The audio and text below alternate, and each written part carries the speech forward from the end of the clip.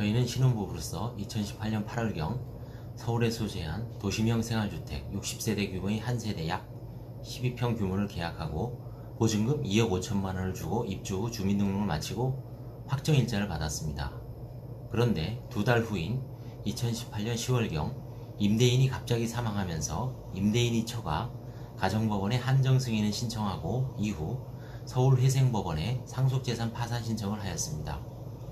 2019년 5월경 파산 선고를 받았는데 저희 부부는 들어간 지 몇 달 만에 갑자기 파산 절차에 휘말리는 등 스트레스가 심하고 곧 태어날 2세를 키우기에는 너무 좁은 평수라 신속하게 보증금을 받고 이사를 가고 싶은데 관제인께서는 사망한 분의 재산이 여러 곳에 걸쳐 있어서인지 저희 부부가 살고 있는 주택에 대해서는 아무런 조치를 취하지 않고 있는데 최대한 보증금을 빨리 빼서 떠나고 싶은데 방법이 있는가요? 채무자회생법 411조에 주택임차인의 지위에 대해 규정하고 있습니다. 즉 주택임대차보호법 제3조 대항력 제1항의 규정에 의한 대항요건을 갖추고 임대차 계약 증서상의 확정일자를 받은 임차인은 파산재단에 속하는 주택의 환가대금에서 후순위 권리자, 그 밖의 채권자보다 우선하여 보증금을 변제받을 권리가 있다고 규정하고 있습니다.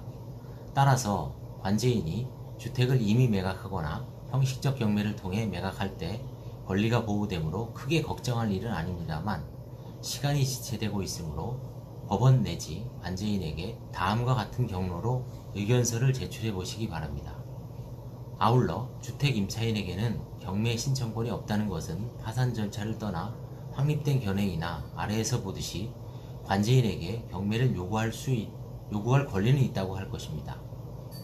먼저 지피지기 백전불태라는 경고에서 알 수 있듯이 현재 내 사건이 어느 정도 위치에 있는지를 파악해야 하는 것은 모든 사건의 기본입니다.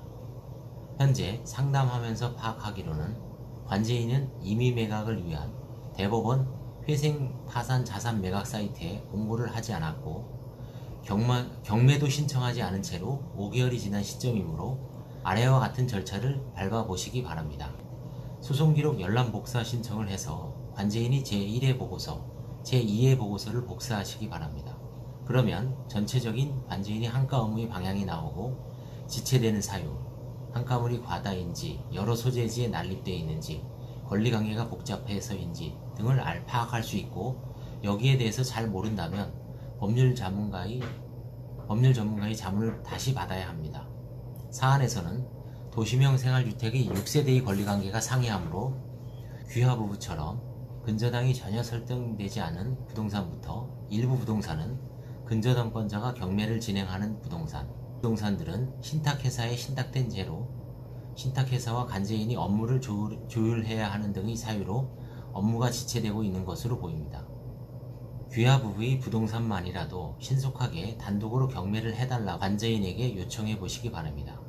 관제인은 업무의 편의상 일괄하여 경매를 넣으려고 하겠지만 귀화부부의 여러가지 사정을 호소하면서 아울러 경매 비용을 예납할 용의가 있다는 점을 언급하시면 관제인은 해당 부동산만이라도 형식적 경매 신청을 할 수도 있다고 판단되고 이는 마찬가지로 판사님에게도 같은 의견을 피력해 보시기 바랍니다. 사안에서는 채권자만 50명이 넘어 이해관계인이 다수이나 사건을 수시로 검색해서 일정한 기간, 분기별에 의견서를 제출해 보시고 아울러 재판길이 통지되면 직접 출석하시어 대면으로 법원 내지 관제인에게 의견을 구두로 피력하는 것이 좋은 전략입니다.